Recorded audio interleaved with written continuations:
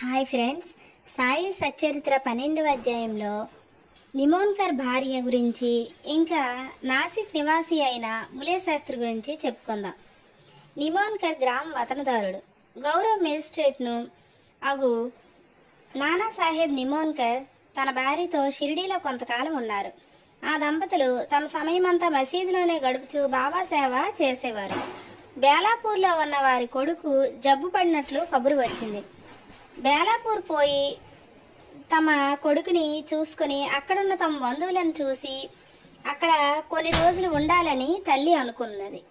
కానీ బేలాపూర్ పోయి ఆ మరుసటి రోజే తిరిగి షిరిడీ రావాలని భర్త చెప్పారు. ఆమె సందిగ్ధంలో పడింది. ఏమీ చేయటానికి తోచలేదు. ఆమె దైవమైన సాయినాథుడే ఆమెను ఆదుకున్నారు. బేలాపూర్ పోవటకు ముందు ఆమె బాబా దర్శనంకై వెళ్ళింది. అప్పుడు బాబా సాటేవాడ ముందర నానాసాహెబ్ మొదలగు వారితో ఉన్నారు. ఆమె బాబా వద్దకు వెళ్ళి సాష్టాంగ నమస్కారం చేసి పోవుటకు అనుమతిమ్మని కోరింది. అప్పుడు బాబా ఆమెతో ఇలా అన్నారు: వెళ్ళు, ఆలస్యం చేయవద్దు. హాయిగా బేలాపూర్లో 4 రోజులు ఉండిరా.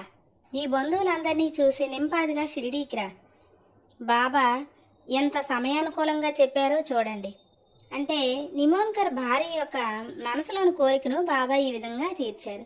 నిమోన్కర్ ఆదేశమును బాబా ఆజ్ఞ రద్దు చేసింది. ఇంకా నాసిక్ నివాసి ములే శాస్త్రి గురించి చెప్పుకుందాం. ములే శాస్త్రి పూర్వాచార పరాయణుడైన బ్రాహ్మణుడు. నాసిక్ నివాసి.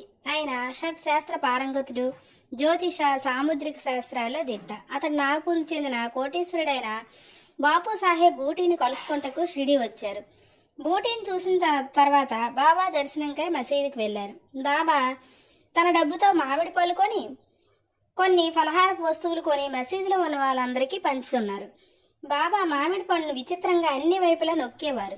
తినివారు ఆ పండును నోట్లో పెట్టుకోగానే రసమంతా నోట్లోకి పోయి తొక్క టెంక మిగిలేవి. అరటి పండ్లు ఒలిసి గుజ్జును భక్తులకు పంచిపెట్టేవారు. తొక్కలు బాబా తమ దగ్గర ఉంచుకునేవారు.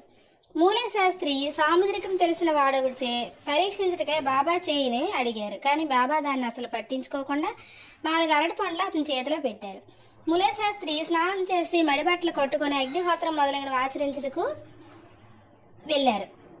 బాబా మామూలుగానే లెండి తోటకు బయలుదేరారు. మార్గమధ్యంలో బాబా హఠాత్తుగా గేరు తయారు చేయండి, ఈనాడు కాషాయ వస్త్రం ధరించదను అన్నారు. ఆ మాట ఎవ్వరికీ అర్థం కాలేదు. మధ్యాహ్న హారతికి అందరూ సిద్ధమయ్యారు. మధ్యాహ్న హారతి సమయంలో తనతో వస్తారని ములే శాస్త్రిని బూటీ అడగ్గా సాయంకాలం బాబా దర్శనం చేసుకుంటానని శాస్త్రి చెప్పారు. అంతలో బాబా తన ఆసనంపై కూర్చున్నారు. భక్తులు వారికి నమస్కరించారు. హారతి ప్రారంభమైంది. బాబా నాసిక్ బ్రాహ్మణుని వద్ద నుంచి దక్షిణ తెండి అన్నారు. బూటీ స్వయంగా దక్షిణ తేయడానికై వెళ్ళారు. బాబా ఆజ్ఞ అతనికి చెప్పగానే అతను ఆశ్చర్యపడ్డాడు. తనలో తాను ఇలా అనుకున్నాడు: నేను అగ్నిహోత్రిని, బాబా గొప్ప మహాత్ముడే కావచ్చు, కానీ నేను ఆయన ఆశ్రితుడిని కానే. వారికి నేనెందుకు దక్షిణ ఇవ్వాలి? సాయిబాబా అంతటి మహాత్ముడు బూటీ వంటి సంపన్ను ద్వారా దక్షిణ అడుగుడు చేతను కాదనలేకపోయాడు. తన అనుష్ఠానం మధ్యలోనే ఆపి బూటీతో మసీదుకి వెళ్లారు. మెడలో ఉన్న తాను మసీదులో అడుగుపెట్టినా మైలు పడిపోతానని భావించి మసీదు బయటే దూరంగా నిలబడి బాబాపై పువ్వులు విసిరారు. హఠాత్తుగా బాబా స్థానంలో గతించిన తన గురువైన గోళస్వామి కూర్చొని ఉన్నారు. అతడు ఆశ్చర్యపోయాడు. అది కళ నిజమైన సందేహపడ్డాడు. తనను తాను గిల్లుకొని మళ్లీ చూశాడు. తాను పూర్తి జాగ్రత్తావస్థలోనే ఉన్నాడు, భ్రాంతి కాదు. అయితే ఏనాడో గతించిన తన గురువు అక్కడికి ఎట్లా వచ్చారు? అతనికి నోట మాట రాలేదు. చివరకు సందిగ్ధాలన్నీ విడిచిపెట్టి మసీదులో ప్రవేశించి తన గురువు పాదాలపై పడి లేచి చేతులు జోడించి నిలబడ్డాడు.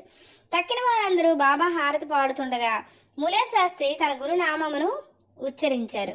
తాను అగ్రకులానికి చెందినవాడును, పవిత్రుడును అని అభిజాత్యమును వదిలిపెట్టి తన గురువుని పాదాలపై పడి సాష్టాంగ నమస్కారం అనర్చి కళ్ళు మూసుకున్నాడు. లేచి కళ్ళు తెరిచి చూసేసరికి వారిని దక్షిణ అడుగుచూ బాబా కనిపించారు. బాబా వారి ఆనంద రూపమును, ఊహకందని వారి శక్తిని చూసి ములే శాస్త్రి మైమరిచారు. మిక్కిలి సంతృష్టి చెందారు. అతని నేత్రాలు సంతోష బాష్పములచే నిండినవి. మనస్ఫూర్తిగా బాబాకు తిరిగి నమస్కరించి దక్షిణ ఇచ్చారు. తన సందేహం తీరిందనియు తనకు గురుదర్శనమైందని చెప్పారు. బాబా యొక్క ఆశ్చర్యకరమైన లీలలను చూసిన వారు ఆశ్చర్యపడ్రి. గేరు తెండు కాషాయ వస్త్రం ధరిస్తానని బాబా అంతకు ముందు పలికిన మాటలకు అర్థము అప్పుడు గ్రహించిరి. సాయి యొక్క లీలలు